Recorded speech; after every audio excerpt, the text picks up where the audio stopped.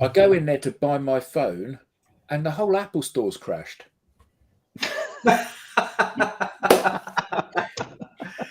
Boom, boom. Oh, but all Except right. that actually isn't a joke. That's it. Oh man. Funny anyway. Yes, indeed. Hi, everybody. Good morning, good afternoon, and good evening. Welcome wherever you're coming from. Welcome to another edition of the Digital Download, Which is the longest running weekly business talk show on LinkedIn Live. This week on the Digital Download, we're going to be talking about decision making under uncertainty and conflict. Ooh. And if anyone has introduced uncertainty to this week's episode, it's certainly me. So if you see me a bit frazzled, please be patient. We will get you up and running as fast as possible. We're coming to you live in part from Startup Boston Week, which has been an amazing event for tech startup founders, VCs, and students at Suffolk University here in Boston. And it has also kept me quite busy. So I apologize in advance for any technical delays or snafus, guffaws, bad jokes. No, that's credit to Adam. So this week on the Digital Download, we'll have a special guest, Doug Noll, lawyer turned peacemaker, trainer, and speaker. Doug is dedicated to helping people manage intense confrontations. He's the author of De-Escalate, How to Calm an Angry Person in 90 Seconds or Less. And he'll explain to us how we can learn to solve a problem without anger. Before we bring Doug on, let's go around the horn with some introductions. Adam, would you kick us off, please? I'm Adam Gray. I'm co-founder of DLA Ignite, and I'm loving the irony of having somebody in the dock on here today. Yeah. In the dock, D-O-C-K, is that? Yeah, D-I-C-K. That's a British thing. What do you mean? Yeah, so it's where the defendant goes when the judge puts on their funny hat and says, "Send him down," and they take you away with the matching bracelets. It's early yet, but yes, that's coming. Thank you, Adam. Alex. Good morning, good afternoon, good evening. Alex Abbott, the founder of Sapiro. I am looking forward to this session very much, and I'm also I am a proud partner of DLA Ignite. No one said that yet. No one has. There's only been me here, so yeah. Thank you, Alex. Welcome. And Tim. Hi, I'm Tim Hughes. I'm the CEO and co-founder of DLA Ignite, famous for the book Social Selling Techniques to Influence Buyers and Changemakers. And I started feeling a little, if you have imagination and if I've got a judge, I kind of feel that I'm in an orange jumpsuit. Although that is a lovely pink. I for me anyway. Yeah, I'm not sure whether it's a pink or an orange, but it kind of feels. I think it's called salmon, isn't it? That's what they refer to that color. Or sherbet. Yeah. Sorbet. Sherbet. Yeah. Awesome. Thank you. Myself, I am Rob Durant, founder of Flywheel Results, helping startups scale. And I too am a proud DLA Ignite partner. All right, so in just a moment, we're going to bring Doug onto the show. He's going to explain how we can learn to solve a problem without anger. He teaches us how to be able to stand in the presence of very strong emotions and say exactly the right thing in exactly the right way, in exactly the right moment. Before I read his whole book to you, let me just bring Doug on and have him introduce himself. Doug, welcome. Welcome to the Digital Download. Welcome, Doug. Doug. Thank you for being Hi, here. Doug. Nice to Welcome. meet you. Gentlemen, thank you. Doug, tell us Thank a you little for bit having me. about yourself, if you would, please. Sure. I am a native Californian. I grew up in Southern California in affluence, went to Dartmouth College, and after college came back to California, went to law school, clerked for a judge for a year, ended up being a trial lawyer, commercial and business trial lawyer. I may need over one of 22 those. years. Yeah, I did that for 22 years, tried a lot of cases, won big, lost big, and through a unique series of events, came to the conclusion that being a trial lawyer was not my calling. And so I ended up going back to school in mid-career to earn my master's degree in peacemaking and conflict studies. And that changed my life. I left the practice, left my firm, $10 million on the table in 2000 to start my own mediation and peacemaking practice. And I've been doing that work ever since. In 2005, I had an epiphany about how to de-escalate people, and in a very difficult mediation. And I successfully helped a couple calm down to solve a problem that they needed to solve. And what I learned was that emotions are everything. And I'll explain more about that in a moment. But it turns out that 2 years later, a brain scanning study came out of Matthew Lieberman's lab that showed why in the human brain we respond so well to this concept known as affect, A-F-F-E-C-T, affect labeling. And that led me to start teaching this to lawyers and judges and mediators around the world. And then in 2010, with my colleague Laurel Coffer, we co-founded Prison of Peace, which was a project where we started in the largest, most violent women's prison in the world, training women serving life and long-term sentences how to become peacemakers and mediators to stop prison violence. And the core skill we taught them was this very profound type of reflective listening, and the results were transformative. And today, Prison of Peace is in 15 California prisons, a prison in Connecticut, 15 prisons in Greece, and a prison in northern Italy. And in California, over 700 of our students have been released on parole in the last 12 years. Not one of them is reoffended. We have a zero recidivism rate. And it's because of these skills, because they're so powerful. And as you learn and master these skills, you change as a human being. And I know every single person, I've trained thousands of people how to do this, and to a person, after 6 or 8 weeks of training and practice, they've got it, and their lives change forever in a really positive way. And my promise to my clients is master these skills and you'll never have a fight or argument again in your life. Wow. Yes, you will. You're a little frustrated and angry. No, I mean that's wonderful, because let's be honest, the world needs more of that, doesn't it? Yeah. It needs more listening and compromising rather than digging in your heels and having to have your own way. This is the foundational skill of life. It's interesting. My evolution has been interesting. I started out as a trial lawyer, resolving conflict through litigation, and then I became a mediator and peacemaker, where I was stepping into conflict to help people solve their problems. And now I'm teaching people how to prevent conflict in the first place.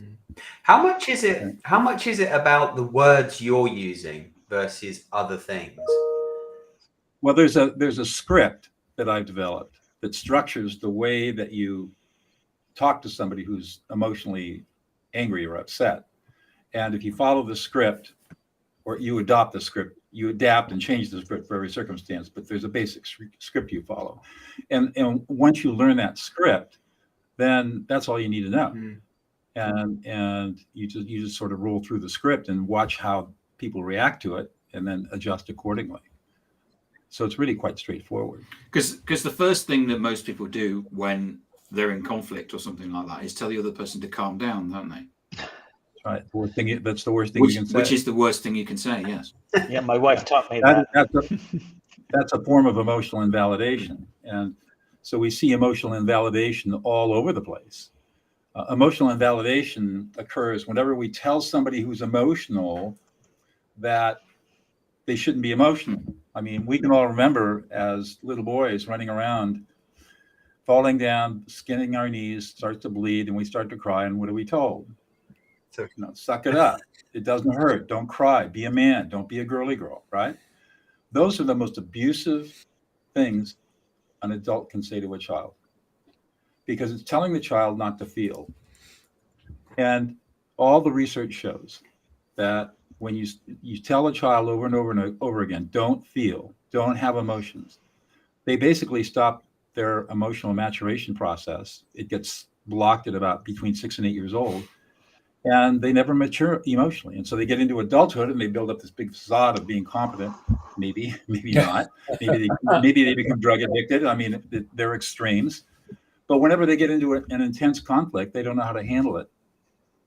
And so they become reactive and they revert back to the last programming they learned, which is at 6 years old. Mm-hmm. And I would say that the vast majority of adults suffer from that problem. It's called adult normative alexithymia, and it's pervasive and dangerous. Is it a chemical reaction in the brain that's happening, or is it something else? It's not just neurochemicals.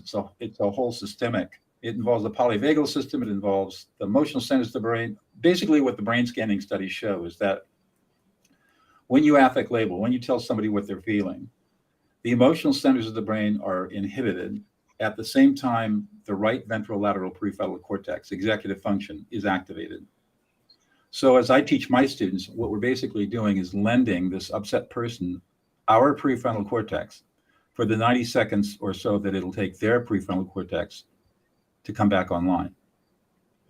And although there's no science yet around this, I think what's going on, if I grab ideas from people like Lisa Feldman Barrett at Northeastern University, I think what's happening is that when we become highly emotional, the emotional centers of our brain become activated. They overwhelm the prefrontal cortex. We know that. And then it loses connection with its ability to process emotions, because it loses connection with what's known as the emotional database. And this is a database that we have, for lack of a better word, that connects the feelings of affect that we have, which are pleasantness and unpleasant, with words or cognitive concepts that describe all these different feelings that we can have. And once we lose connection with that, we don't have any way of processing what we're experiencing. And so now we're just reactive machines. And once we get the prefrontal cortex back online, reconnected to the emotional database, we can process the emotions, and now we can start making better choices. Yeah, you mentioned something, polyvagal system. Polyvagal used a system. few words that meant very little to me. Well, the brain has to be connected to the eyes and the mouth and the vocal cords and the ears and everything else somehow. Okay. And it happens to be through what's known as the vagus nerve. And there are two parts of the vagus nerve, the myelinated vagus nerve and the unmyelinated vagus nerve. And this is all based on the work of Stephen Porges, who's a scientist at the University of Illinois. And so the vagus nerve is part of the system that gets us into the fight or flight response, which you've all heard about. It's not just the amygdala, it's the whole systemic part of it. And it's the vagus nerve that connects the brain to all these other parts of our body that respond to emotional situations. And so one of the things we want to do to stay calm is we want to keep what's known as the myelinated vagus nerve. We want to keep that system online, because that's the social system. That's when we're going to approach, and we're going to be social and we can get along with people. If that goes offline, then the brakes come off the unmyelinated vagus nerve, and that's when we get into the fight or flight response, and we freeze up, or we run, or we fight back. Yeah. And this is all how it's all connected. Everything's connected. The ankle bone's connected to the head, so to speak. I find it so interesting. I can see my wife's listening, and so I think about me in a situation of conflict. I tend to be quite calm, reserved, trying to process what the hell's going on, and she'll be straight up there with her dukes ready, right, to take anyone on. And this is exactly what you're talking about. That's what's going on in each of our bodies. That's right. And what I've discovered is that we as human beings are highly predictable. We have a very, very small repertoire of behavior, especially of conflict behavior. And once you know what to look for, and you can see the emotions that people are experiencing, it becomes not only predictable, but now it becomes there's something we can do with it. Now we have tools that will allow us to look at this emotionality, and instead of getting upset or reactive or being anxious, which is what most people do, now I have a set of tools that I can use where I can be very calm and cool and collected, and have inner peace, and at the same time have compassion for this upset person and calm them down in less than 2 minutes, 90 seconds. It's extraordinary. It's extraordinarily powerful. Yeah. One of the things that we talked about before when we met discussing this show, and I've seen actually on your website as well, as you say, we are 90%, 98% emotional and only 2% rational. Right. But we spend 98% of our time learning to be rational and less than 2% of our time learning to be emotionally competent. Right. But I'm in sales. How can I remain calm and still remain in control of a negotiation? It's very simple. You first of all recognize that we've been fed a myth for 4,000 years that what separates us from other species is reasoning and rationality. I mean, Aristotle said that, so did Plato. A bunch of people said that. It's wrong. It's not true. We are not 98% emotional. We are 100% emotional. Every decision we make is an emotional decision. We have tools such as critical thinking and reasoning and logic, scientific method, quantitative, qualitative methods, different kinds of algorithms that we learn as children, like multiplication tables. All of that is knowledge and tools for solving problems. But that problem-solving ability does not define who we are. We are ultimately all emotional beings. So if you're in sales, for example, the first thing you have to recognize is that you're emotional and you're going to have emotional reactions. And the people that you are working with, that you want to sell something to, they're going to make their decision is going to be an emotional decision, which they will overlay, of course, they will justify and explain, but fundamentally it's an emotional decision. And as I teach salespeople these skills, I say for the first 10 minutes of any meeting, do not say a word. Listen to them and reflect their emotions. Good luck with that. Build a rapport. Do not try to sell them anything. Listen to them. Listen to what they're feeling. What are they experiencing emotionally right now? And when you do that, they will feel deeply heard and validated. They will feel understood, and you will build instant trust and instant loyalty. And they will want to do business with you because you took the time to really hear them and understand them. And that's very rare that people have that experience. Agreed. It's often said in sales that people buy with emotion and then rationalize it with facts. True. It's true. It's absolutely true. And I mean, there's a ton of science to support that. So, and yet, what do we see salespeople do? They walk in and all they want to do is talk about them and their product and how great their product is and differentiation. And this is why I'm so cool. And this is why you should buy from me. They're trying to sell on logic, but without even understanding the decision-making process is an emotional decision. And so what they should be learning how to do is work with emotions before they ever get to any kind of presentation about the product or service. And yet no one does that. Because if you think about people's presentations, and we talk a lot about people's position on social media, what they do is that they get comfortable talking about facts. With a number one or with we've been in the market for 10 years. Right. And I'm not saying I'm a lawyer. I mean, facts are important. But however, if you are interested in influencing people, if you're interested in helping people, you've got to start at the emotional level. All communication is emotional. And those are skills. And the beauty of it is these skills are not hard to master. I mean, in my trainings, people master them 6 to 8, maybe 10 weeks at the most. And they got them. So it's not like you got to go off and do 20 years of therapy or go off to a mountain somewhere and find a monk. It's that once the difficulty in learning the skills is that they're counterintuitive and counternormative. And so you have to overcome, most of my students have to overcome their conditioning and training around listening, because the way they learned how to listen is wrong. And so what I teach seems to fly in the face of conventional, it just flies in the face of conventional wisdom. But follow the science. This is what the science says to do, and it works. What are we doing wrong when it comes to listening then? Well, I think the way that I can answer that is saying there's two types of listening. There's type 1 listening and type 2 listening. Type 1 listening is the kind of listening that most of us engage in, and that's where it's listener focused.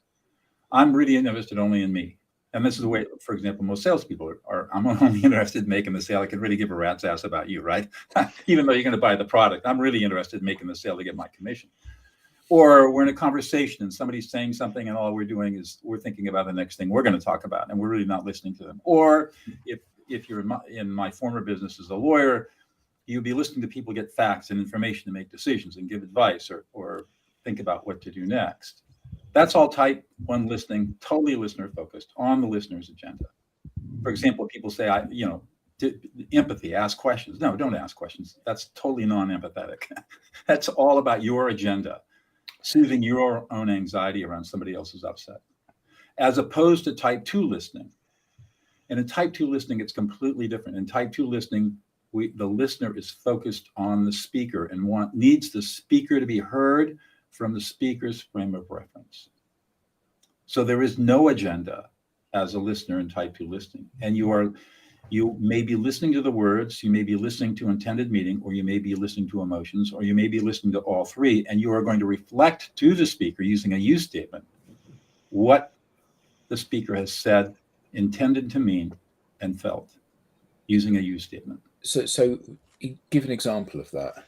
So Adam, I might say, supposing you're upset, I might say, hey man, Adam, you are really pissed off. You're really angry, you're frustrated. You feel completely disrespected and ignored. And you feel unappreciated and unsupported. You're kind of worried about it and upset and sad because you want connection and it's not there. And you're in this group and they betray you and abandon you and you're rejected and you feel completely alone. And sometimes you feel completely worthless. Wow. I wasn't even the one you were talking to, and I'm in it. That's right. Yeah. That's exactly right. I feel completely worthless and disrespected. And not listened to. You hit the nail on the head there, Doug. Yeah. So notice what I did. No questions. I did not use an I statement. I used a you statement. In this case, I was doing deep reflective listening using affect labeling, and I just reflected your emotions, working from there's a sequence you follow when you do this, from least invasive to most invasive in terms of the emotions that you express. So if you were really upset, Adam, just me doing that you would be completely calmed down. So you probably all felt a shift as I was talking to you. You felt, yeah, yes. This guy gets me, and I'm not even upset. That's my point. That's the power of this. Our brains automatically respond to this kind of listening, and this is type 2 listening. And what we don't teach is we don't teach people type 2 listening. We really don't even learn type 1 listening. We just sort of get it by osmosis.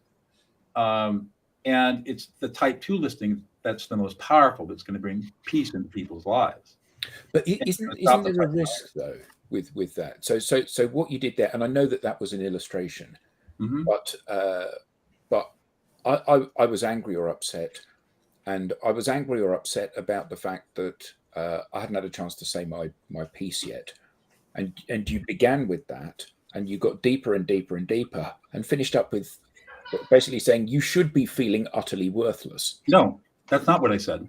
No, that isn't what you said. But I could feel myself, yes, calming down and feeling understood. Right. Like I said, I know it was an illustration, but I wasn't feeling worthless. But I do feel a little bit worthless now. Most people, feeling worthless is, I did this as an illustration to show how deep you can go. And what you do is when you learn these skills, you learn which floor to get off at. Yeah, and for example, in a business context, I would never do that in a business context. There's 7 layers of emotion. Anger, the first 3 layers are anger, disrespect, and fear. And that's in a business context, that's as deep as I would go. Right. But then you can go deeper. You go from fear, you go into disgust, shame, sadness, and abandonment. And all emotional, everything starts with abandonment. Now, that's the deepest layer. It's most invasive. But people, from the time they're small children, have had experience, even in the most loving families, have experienced abandonment. They've experienced rejection. They've experienced loneliness. They've been told or experienced that they're worthless or that they're unlovable. That doesn't mean it's true. That's just what they've experienced. And we have to separate out what people experience versus truth. We don't care whether it's true or not. All we care about is that this is the emotional experience you're having in this moment, and you need to be validated. You need to be heard at that level to process that emotion. We actually see, not that deep, but we see a lot of that when we work with individuals, getting them to be more social. And often we say, the problem is at a very deep level, very few people feel that they have something to say that the world wants to hear. And that's right. They don't feel heard. They feel ignored. Yeah. And you can see everybody's nodding along with that. And that's right. And that's one of the inhibitors that we have to remove when we're working with people, or try to. That's right. So if you're a leader, for example, you're an executive and you've got a team of people that you're working with, you use these tools to make sure that your introverts feel deeply heard and understood. And that gives them the safety to speak out and talk about what's important to them, which could be critical to the team. But if you use type 1 listening, which is what most leaders use, those introverts are going to shut up. They don't feel emotionally safe, and they're not going to volunteer anything. And their idea is, I just don't call on me in this meeting. I want to hide under the table. And you're losing all that brain power because you're not taking the time to connect with people in a way that makes them feel safe, heard, and willing to share. Because you've got to have this trust. And that's why this stuff is so powerful. So you mentioned seven layers of emotion. Layers. I didn't know if we use the word layers there or not. Is there a converse to each of those? So if you're feeling this and you want to feel that, do you speak to the converse, or do you just simply acknowledge where they're at? I just acknowledge where they're at. Okay. And we have a question from the audience as well. Andrew Slesser had asked, is the difficulty not more separating emotion in our actions and taking it personally? Let's see, how do I answer that? So what you learn as you master these skills, what you learn is that let's say somebody yelling at me and they're insulting me and being incredibly disrespectful and spitting at me and just really mad. In the old days, I would have taken that personally. I would have felt a lot of anxiety, and I probably would have gotten angry. And I'm a big man. I'm a secondary black belt, so it's really not good to piss me off, right? I can hurt somebody. Today, somebody gets angry. I haven't had this ever happen to me, but let's just say somebody gets really angry at me, or they get frustrated. I see this in my mediation work a lot. Lawyers get frustrated, and so they get frustrated not at me, but at the process. And I don't take that personally at all. I say this person, this lawyer in this moment is having an emotional moment. She's frustrated. She's upset. She feels disrespected. She doesn't feel heard. And she's feeling anxious because the negotiation is not going the way that she expected it to.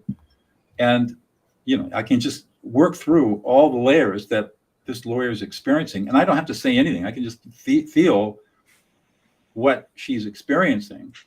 And all of a sudden now I can approach her at an emotional level. She doesn't even know that I'm doing that, but I can approach her at an emotional level without taking it personally, without getting upset, and help her process through the problem so that she can give good advice to her client. I mean, this is kind of the work as a mediator. This is the work I do every day. And it's very common to have one side come in at a very low number in a negotiation. The other side comes in at some astronomical number that's totally absurd and ridiculous. And have the lawyers on both sides, they feel having strong emotions. They're angry, they're frustrated, they feel disrespected. They don't feel like they're being heard by the other side. They think the other side is dissing them. They feel they're anxious and fearful that the case isn't going to settle because they really don't want to try the case, and they feel concerned about their client relations. I mean, a whole bunch of emotions are going to happen in these negotiations. And I know what those emotions are. And because I can recognize them, I can address them. Maybe not by affect labeling, but by how I respond to that rather than taking it personally or dismissing it or trying to go to logic or trying to explain, I can couch my responses from an emotional perspective that allows them to feel heard and also calm down to get back into a professional place where they can make a better professional judgment. Yeah, that's the key, isn't it? It's because when there's chaos in their mind because of the emotion, they can't make that rational choice or decision. That's right. Yeah. That's true for every human. So you learn when you learn how to read emotions and reflect emotions, you no longer take anything personally. But this is potentially more than just mediating, isn't it? Oh, it's everything. It's life. This is about every single thing where somebody needs to make a decision about anything at all. About anything. Yeah. Or not only make a decision, but they're just upset. So, you in your family life, you got children or you got a spouse and somebody gets upset. They're going to blame the safest person in the room, you, even though you haven't done anything wrong. And now all of a sudden you're getting, hey, why are you poking holes at me? I didn't do anything wrong. But if you learn to recognize, oh, you're having an emotional moment. I need to be present for you in your emotional moment. It's not about me. About as a word of warning, don't do that to his wife. Sorry. What did you say? I said, don't say that to his wife. No, exactly. I was just thinking, my wife isn't a second Dan black belt. However, if I were to say, "Oh, it's all right, darling, you're having an emotional moment," she would treat me as if she were. And that's right. And you would not say that. You would not say you're having an emotional moment, because that is an emotional put down. That's an invalidating statement. You would say, let's say she's angry. You'd say, you're really angry. You're frustrated. That's all you would say. You're just really angry and frustrated. And her brain cannot help respond to that in an appropriate way. It will automatically start to de-escalate her. She can't help herself. And she will say, yeah, I'm angry. And then you can continue to de-escalate her if that's appropriate, or you can say, so what's going on? And now you can move into problem solving. De-escalate, then problem solve. Too often people want to problem solve to de-escalate. That never works. Yeah, because that assumes that we are logically led rather than emotionally led, doesn't it? That's right. That's what I said. We're emotional beings. We're not logical beings at all. But we can use logic as a tool, but we're not logical beings. That's not who we are inherently. We are not inherently logical. We are emotional. However, we do have a whole bunch of tools we can use to solve problems, like logic and critical thinking. And I can honestly say that I've been around for 56 years, and for the first time in the last 10 minutes, it's all starting to make sense now. Well, you're right, Adam, and this is the first mindset shift that my students have to make, is to recognize our emotionality.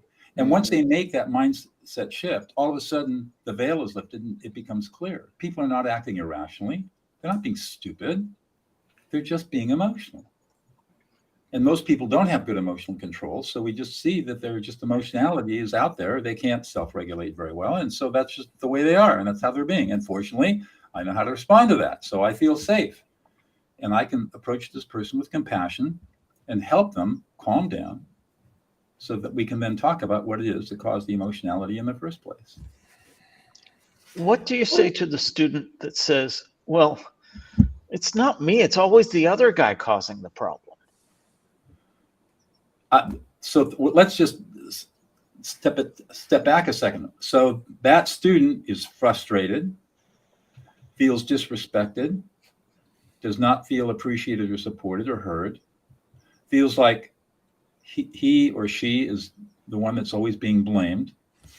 So it feels anxious and worried and concerned about the fact that I'm the target when I shouldn't be. If you want to go deeper, feels some embarrassment about that. Probably feels upset, stressed, maybe unhappy. If it's a deep enough problem, despair. And at the bottom is feeling rejected and lonely because you're getting blamed for something that doesn't seem to be your fault. So don't worry about the other guy. Worry about the emotions of the person that you're talking to in the moment. And I guess the follow-up to that is really, does it, you've talked about in a negotiation and so on, and understanding the other's position. Does it really start with understanding my own emotional position and controlling that? Interestingly, no. What I've learned in training thousands of incarcerated people, which, as you might imagine, have no emotional competence to begin with, is that we start by teaching how to listen to other people's emotions. And as you learn how to listen to and reflect others' emotions, you then start to change your own brain. You reprogram yourself and you become emotionally more self-aware of yourself. And then as you become emotionally more self-aware, you're able to emotionally self-regulate. So the easiest way to build emotional intelligence is not to learn emotional intelligence. It's learning about how to read and respond to other people's emotions. And you will retrain your own brain to then become aware of your own emotional states so that you can self-affect, you can label your own emotions and calm yourself down in any situation. Interesting. It's completely counterintuitive and opposite of everything Yeah, that you think. exactly. We've never done one of these where we've all just been sitting like sponges like this, just absorbing this. Because normally we've got some really intelligent comments to make, but here, I don't know about you guys, but I'm just sitting here thinking, this is absolutely transformational. Yeah. Yeah, it is absolutely transformational. You're Yeah. exactly correct. Comments, yes. Intelligent, I question, Adam. And rightly so. So, Doug, how does anger impact our health, happiness, and performance? Well, anger has a very important role in life. At least it did millions of years ago, right? Anger is the number one. Anger is all about boundary violations. You're encroaching on me. You're encroaching on my space. You're encroaching on my property. You're encroaching on something, and so the anger response is protective. And the problem is that in modern civilization, the response to a saber-toothed tiger attacking my clan is not an appropriate response in a civilized society, and yet our brains can't distinguish between a saber-toothed tiger and a social insult. Literally cannot make a distinction between the two. Only our prefrontal cortex can distinguish. And if the prefrontal cortex is offline because of emotional reactivity, then we're going to react the same way that we would react if a saber-toothed tiger were attacking. And the problem that we have, especially if we get into that kind of anger and we cannot control it, and this is something that's very interesting, is we are the only species on the planet that do not have an inhibitory anger response. Every other species of animals on the planet has an inhibitory anger response that prevents them, that species, or those con-species, from literally hurting each other. So run that by me again. Yeah. So let me phrase it this way. When you see wolves fighting, they're not fighting to kill each other. They're fighting for dominance. And when the alpha male, the winner of the males fighting wins, the other wolf rolls over onto his back and extends his neck, and the wolf takes a little nip, doesn't even draw blood. Wolves do not kill each other. Right. Humans kill each other.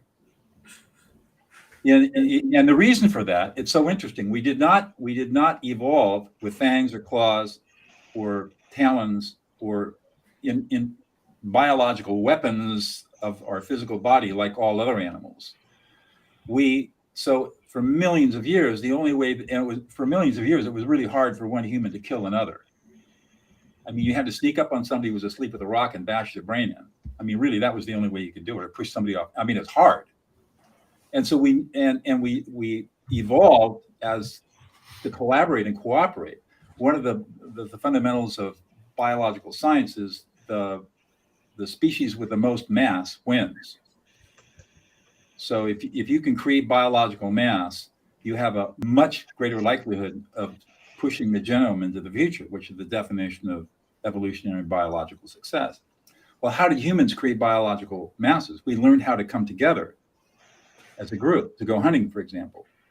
So if I could get the 4 of you guys to join with me on a hunt for an antelope, I just quintupled the mass. I got 5 times the mass I had before. And now I got to worry about Alex herring off and chasing a bunny rabbit because he can get instant satisfaction getting the rabbit. But if I can trust Alex to stay with the group, we'll have success in chasing that antelope and bringing back meat to the clan. That was how we evolved as cooperative, collaborative beings. And we didn't have a need for, we never evolved into the need for being predators in the sense that we had to have claws or teeth or whatever. And the problem we have today is that now we have all these weapons out there that can kill a lot of people, and we have no inhibitory response built into us to stop us from using those weapons, unlike any other species. And so when we see these mass shootings here in the United States and elsewhere, that's what we're seeing. What we're seeing is the ultimate evolutionary response, which is, since we don't have inhibitions against killing other people, and we produce weapons that allow us to do mass murder occurs. It's an obvious evolutionary endpoint. There's an obvious question coming to that, but I won't ask it, seeing as we have 2 Americans on the call. But, you know, we see it everywhere, don't we? We're seeing it in Russia and Ukraine at the moment.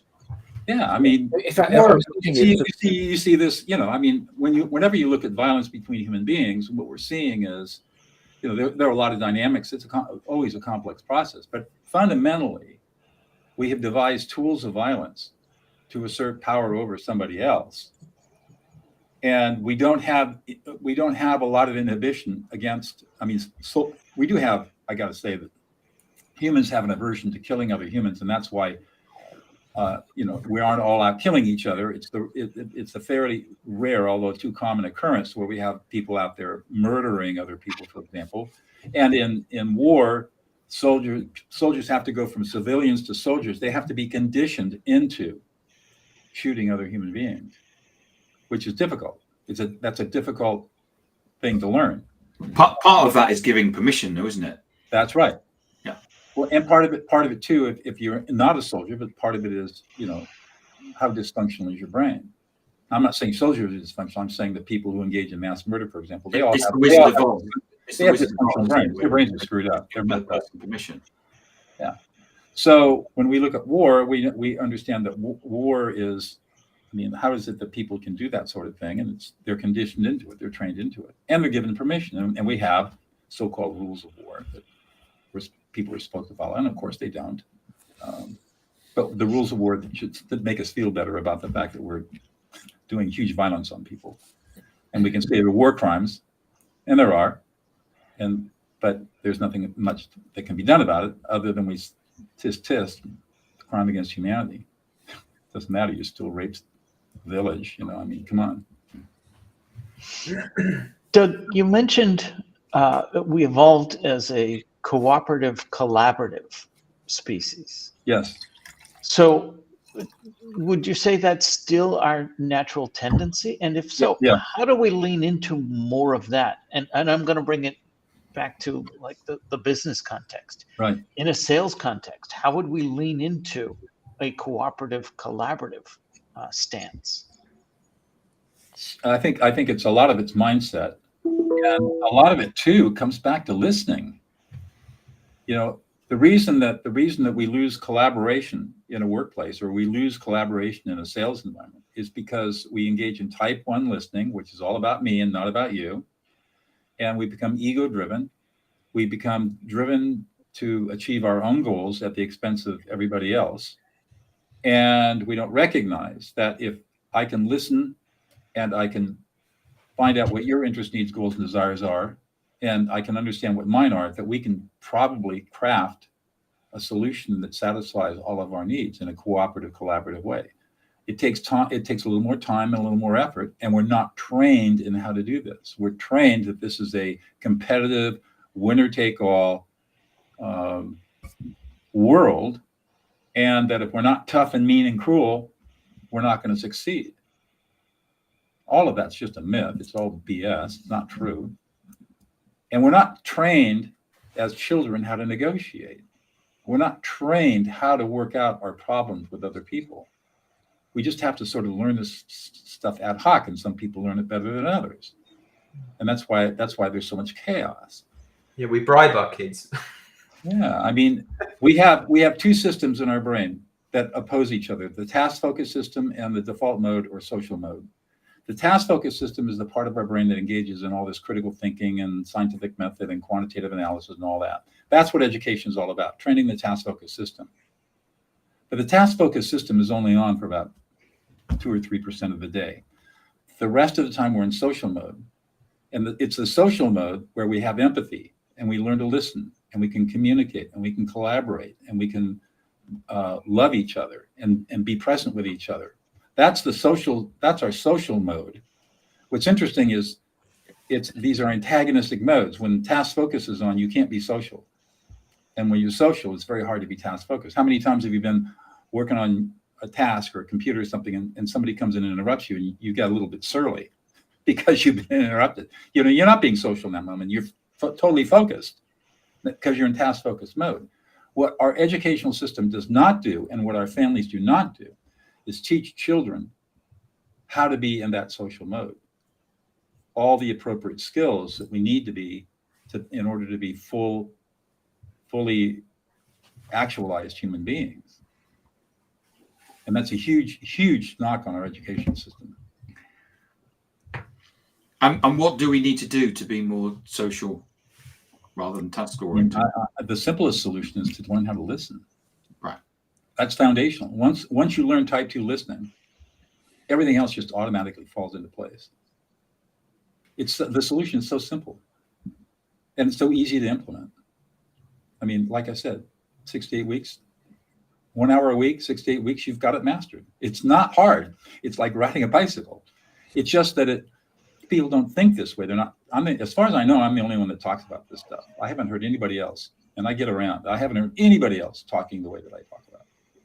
And so I get around as well, Doug. And yes, you do.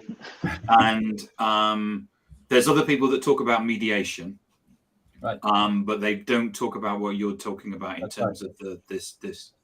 And this is so foundational. It's so powerful. I mean, my belief is if I could get parents around the world to adopt these skills and use them on their kids, we would not have prisons in 20 years. Wow. I've worked with thousands of people in prison.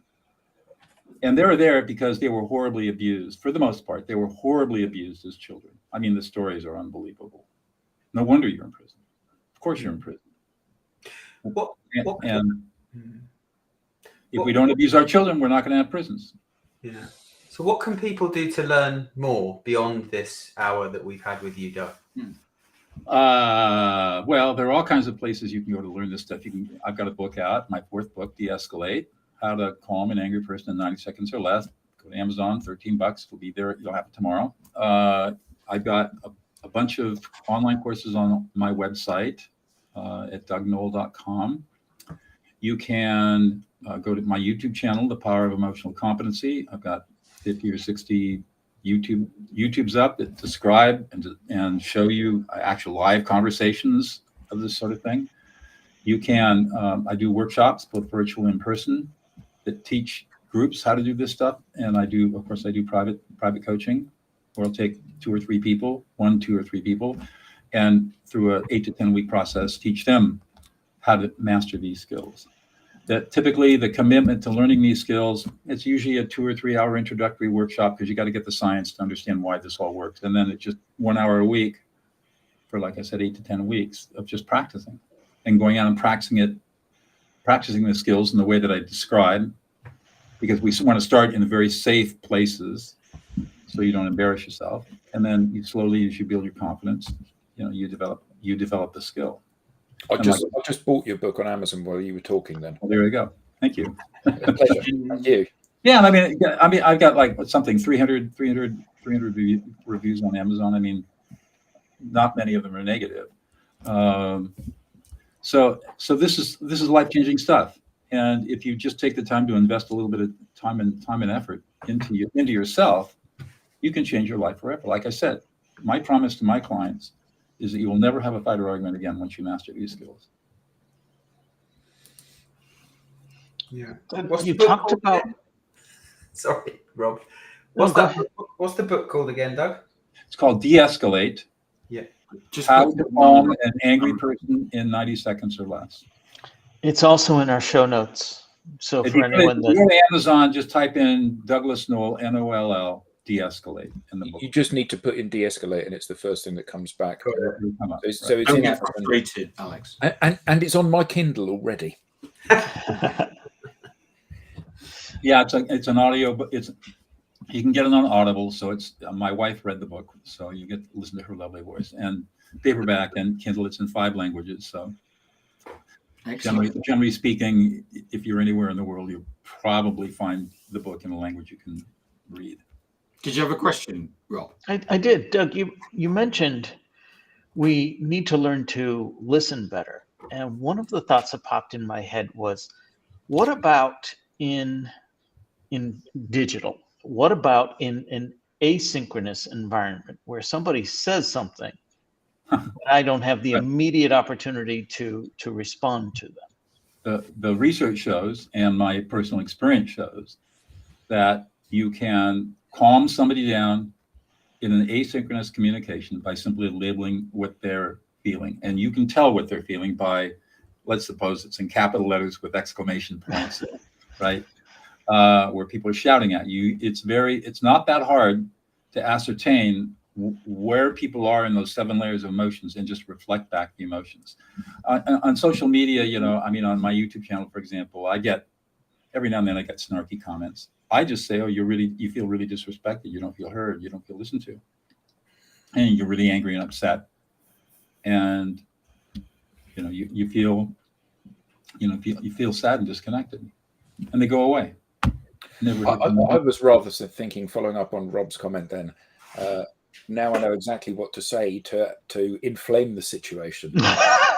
So you feel really unlistened to and disrespected. Yeah, if you want to do that. Because you feel worthless, rightly so. Yeah, you can do that too. Every tool has a second blade to it. There you go. So yeah, it works pretty well in texting, if you're on a telephone or a mobile phone, you can do it that way. Social media comments, just deal with the snarkiness by reflecting back the emotions they're feeling. If they're being snarky, they're emotional. Yeah. Go ahead. I always find text is so unemotional. If you start, it would seem that way until you start really looking at what's going on and ask yourself, what is this person feeling? And once you have the layers of emotions in place, you can very quickly ascertain these are the feelings this person is having. It's really quite easy to read. Yeah. Or you can take it the wrong way quite easily as well. If you don't know what to look for, you're right. Yeah. Again, if you're ignorant of how to read emotions, then you can easily misconstrue what people are saying. And to the point that somebody made in the audience, you can take it personally, which gets you reactive. And now you're filtering information through your anger, which usually means not good things, as opposed to staying calm and collected and cool. I think Andrew's last comment is really good. So, and I don't mean this as an apology. Normally, we get loads of banter going on here, and we get loads of comments from the audience and loads of comments from us. But this really has been a school day. I'm sitting here and I've got nothing. If I'm making comments, it's for the sake of making comments, not because there's something that I feel that I can add to the conversation. This is absolutely incredible stuff. I think that quite often what happens on podcasts, and I see that on my own, which is that some subjects people basically sit back and listen, and others when they so I've interviewed somebody. I found the person who gives advice to our government about 5G. She actually doesn't live very far from me, and it's not one of those things that everybody knows about. And on that one, I got no comments at all. And I think what happened was that people sat back and listened to what that is. There's other subjects where you actually lean forward and then you join in the conversation. That's what I see on podcasts. Mm. And I think this has been a sit back and absorb and sponge it in, because most of the people that come along are well, everybody who's come along. Can you answer that for us? Yes, sorry. It's a cold call, is it, Adam? It's Wow. So just to add to what they were saying, Doug, this has been one of the most informative sessions. Thanks, Doug. It's been had. excellent. And Brilliant. we learned a lot, but more so than just learning, it's that epiphany, that eye-opening. Now I'm curious. Now I want to learn more, and I want to thank you for that. Thank you to the audience for being here, being a part of it. Thank you for the comments. Thank you for the questions. Thank you to the panel for being a part of this. And thank you, Rob, for finding Doug and getting him along. Well, it's been my pleasure. I've had the opportunity to speak with him once before. I've had him on the show now. I look forward to the next time that we get to speak as well. So, Doug, from all of us here at the Digital Download, thank you very much for being Thank you, Doug. Really appreciate it.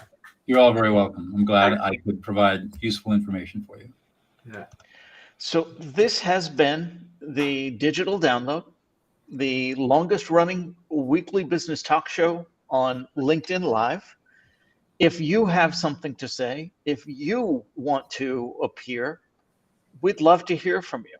You can find us at digitaldownload.live and click on the Be Our Guest section.